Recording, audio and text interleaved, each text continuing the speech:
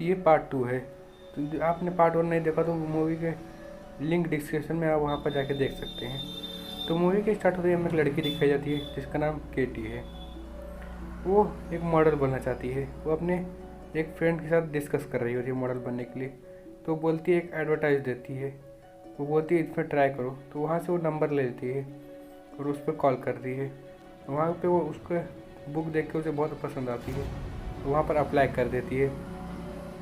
और वो तब उसे एक मैसेज आता है। वो अपनी एक पोर्टफोलियो बना के उसे मैसेज कर देती है, पोस्ट कर देती है। तो वहाँ पर एक मैसेज आता है, तो उसे कल सुबह 10 बजे बुलाया है।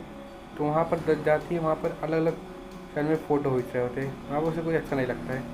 वहाँ पर एक और आदमी होता है जिसका नाम इवान होता है, और उसका एक भाई होता है जिसका नाम करली होता है, और उसका एक और भाई होता है जो होता है। और वहाँ पर वो अपनी ड्रेस निकालती है। वो बोलता है, इवान बोलता है इसमें से कौन सी पहन लो तुम। तो फ़ोटो खींचने लगता है, उसे कुछ पसंद नहीं आते हैं। बोलता है इसमें से और छोटे थोड़ा पहनो।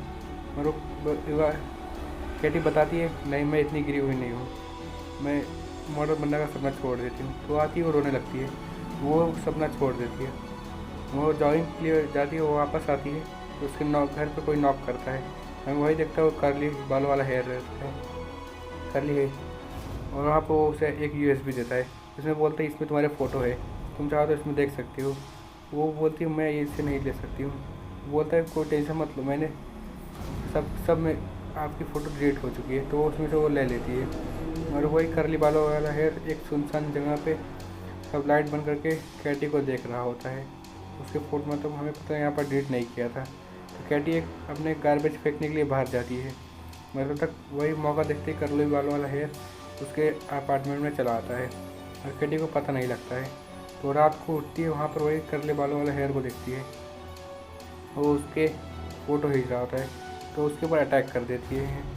उसके नाक को पीछे से डिंचट करती है। वो भागने की कोशिश करती है, मगर वही उसे पकड़ लेता है पीछे से और उसे नीचे गिरा के उसे टॉर्चर करने लगता है, मारने लगता है, बहुत मारता है उसे, पंच मारता है, तब किक्स मारता है उसे, उसके मुँह में कपड़ा भर देता है कि वो कुछ ज़्यादा कुछ बोले ना। और तब तक वो उसके पीछे उसके हाथ पकड़ लेता है और बहुत टॉर्चर करने लगता है। और तब तक उसे एक बेल रिंग होती है और यहाँ पर उसके पड़ोसी आ जाता है, उसके बाजू में रहने वाला, और करली वाला हेयर उसे भी बहुत सारे नाइफ मारता है और वहाँ पर वो मर जाता है। और यहाँ पर वो पता लगता है कि वो एक मर्डर कर चुका है और फिर से उसे टॉर्चर करने लगता है। उसे अच्छा नहीं लग रहा था और वो पूरी तरह से फिर से रोने लगता है। और तब वो अपने भाइयों को फ़ोन करता है, इवान और उसका एक दूसरा भाई। तो वो दोनों उसके भाई आते हैं, उसे डांटने की बजाय पूरे फिंगरप्रिंट सब मिटाने लगते हैं और ये पूरी तरह से सब जितने सबूत थे सब मिटा देते हैं। और वो नाइफ लेके उसके केटी के हाथ में रख देते हैं और ऐसे पता लगता है कि केटी ने उसे मारा है और सारे सबूत केटी के ऊपर ही जाते हैं और वो मार के फरार हो गई है, भाग गई है। और तब वो तीनों उसे किडनैप करके लेके चले आते हैं और यहाँ पर इवान उसके साथ रेप कर लेता है, बहुत गलत काम कर रहा होता है। यहाँ पर वो दोनों देख रहे होते हैं, तो वो फिर से उसे टॉर्चर करने लगता है पूरी तरह से, बहुत टॉर्चर करता है। यहाँ पर केटी पूरी तरह से हार गई थी, बहुत बुखार, तबीयत नहीं ठीक लग रही थी उसे। वहाँ पर फिर उसे एक लाल ड्रेस देता है, करली बालों वाला है, और उसे मार के भाग से बाहर निकलाती है। तो डिटेक्टिव के पास जाती है सिर्फ, तो उससे हेल्प मांगती है। तो आगे वो सब बताती है डिटेक्टिव को। और तो वहाँ पर एक लेडी आ जाती है, बताती है वो मेरे साथ भी ऐसा हो चुका है, मैं आपसे ज़्यादा अच्छी तरह से जान सकती हूँ इसको। यहाँ पर वो बताने लगती है कि वो डिटेक्टिव परमिशन दे देता है। वो बताती है कि तुम ऐसा क्या क्या हुआ है, मैं मुझे सब बता। तो वो सब बताती है उसे, और तो उसे लेके वहाँ से निकल आती है। तो वो बोलती है मुझे हेडक्वार्टर जाना है, और वो बोलती है हाँ जाएंगे। वो घर पे जाए तब वो एक कॉल करती है किसी के पास। तो और मैं यहाँ पर पता लगता है वो यही औरत उन तीनों मेरे भाइयों की माँ होती है। तो उसे घर पे लेके आती है वही टॉर्चर रूम में। यहाँ पर वो तीनों देख के वो फिर से डर जाती है। वो औरत जो करली वालों हेयर वालों माँ होती है, वो फिर से डरने लगती है। उसे फिर से पकड़ लिया जाता है और उसे फिर से टॉर्चर करता है, वो स्प्लिट कर दी, थूक देती है उसके ऊपर। तो यहाँ पर इवान का फादर आ जाता है, उसे गंदे से टॉर्चर करने लगता है पूरी तरह से। और यहाँ पर वो बहुत गलत काम करता है। और यहाँ पर उसकी मॉम आ जाती है और एक गाना बजा के रोने लगती है। और यहाँ पर उसके हमें लगता है ये मजबूरी में कर रही है उसकी मॉम यहाँ पर।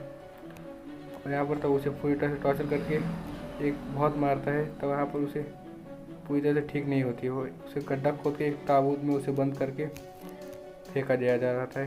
मगर केटी की नसीब अच्छी थी, इसलिए उसके ऊपर एक पत्थर लगा हुआ रहता है। वो पत्थर नीचे गिरता है और ताबूत भी नीचे गिर जाता है, और वहाँ से ही वो ताबूत भी खुल जाता है और केटी भी बाहर निकलती है। और केटी रास्ता ढूंढने लगती है बाहर, मैं कैसे निकल जाऊँ। वो रास्ता ढूंढ रही थी तो वहाँ पर उसे एक चर्च का रास्ता मिल जाता है। तो वो सीधे चर्च में जाके खुल रहा होता है। वहाँ पर एक फादर भी होते हैं जो वहाँ पर बैठे रहे होते हैं। तो उसे देखते, उसे हेल्प करते, कपड़े देते, खाना देते हैं, उससे बात करते हैं। मगर केटी किसी के ऊपर विश्वास नहीं कर सकती है अभी। और यहाँ पर उसके फादर बोलते हैं ठीक है। तो यहाँ पर वो कपड़े लेके चली जाती है बाहर। तो फिर से आती है बदला लेने की कोशिश करने की। यहाँ पर उसके फादर बोलते हैं पुलिस की बुलाओ, वो बोलती है नहीं, बोलती है बाइबल के वर्ड से बोल के चली जाती है। यहाँ पर वो बाइबल का वर्ड का मतलब मैं बदला लूँगी ज़रूर उन सबसे। तो वापस इवान के घर पे आती है और उसे पैसे लेके निकल आती है। तो यहाँ पर हम कर्ली बालों वाला हेयर को देखते हैं। तो यहाँ पर उसे देखता है और उसे पीछे पड़ने लगता है। उसे पीछे आता ही आता है, मगर वो वहाँ से उसे देखता ही है और उसे आगे उसे ट्रैप में फंस जाता है वो, और उसे केटी मार देती है। उसे ऐसे ही टॉर्चर करने लगती है, तो अलग अलग कट्स देती है। तो उसके पेट में भी कट देने लगती है और वहाँ से पूरा खून निकल लगता है। यहाँ पर उसके दूसरे भाई को देखते हैं जो बार में पूरी तरह से बहुत ड्रिंक कर लिया होता है, उसे और ड्रिंक दिया जाता है। वो उल्टी करने लगता है, वॉमिटिंग होने लगती है। फिर उसे यहाँ पर बाथरूम में आके उसे वही डिवो को मार देती है पूरी तरह से गंदी बदबू आने की वजह से, और उसकी सांस नहीं ले पाने की वजह से वहाँ पर वो मर जाता है। तो मुझे उसके फादर को देखते हैं जो केटी को देख चुका होता है। यहाँ पर केटी उसके फादर को पकड़ लेती है और पीछे से एक बड़ा पत्थर ला के उसे मार देती है। वो ऐसे टॉर्चर उसे भी देती है जैसे उसने उसे दिया था। और यहाँ पर वो एक नाइफ, एक वायर जाती है जो चालू करेगी, जैसे इलेक्ट्रिक शॉक लगेगा वो कोई तरह से उसकी शरीर जल जाएगी। वो जो सोचा हुआ रहता है वो वही होता है। वहाँ पर वो भी मर जाता है। तो वो बोलती है अभी उसके मॉम की बारी है। उसकी मॉम के पास आती है, वो यही गाना लगा देती है। तो वो नीचे आ ही रही होती है। वहाँ पर वो देखती है कि वो ताबूत नीचे गिर जाता है, तो वहाँ पर उसे ताबूत में बंद कर देती है उसे, और उसके ऊपर बहुत ताबूत से बार बार मारती है उसके फेस पे। और यहाँ पर पूरी तरह बेहोश हो जाती है। और यहाँ पर तो इवान भी आ जाता है। वो अपने भाई को देखता ही रहता है, उसे कौन क्या है, और उसे पूरी तरह से यहाँ पर हम देखते वही चर्च का आदमी और डिटेक्टिव को उन्हें सब पता रहता है।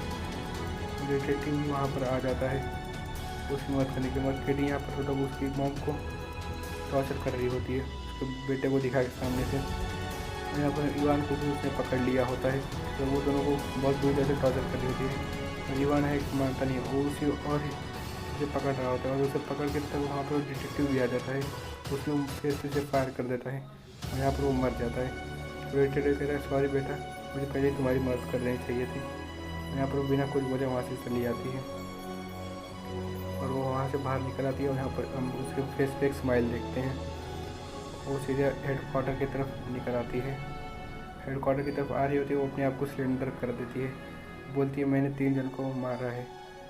और यहाँ पर ही मूवी एंड हो जाती है। Thank you for watching guys, please like करें, सब्सक्राइब करें, ऐसी वीडियो मैं लाता रहता हूँ।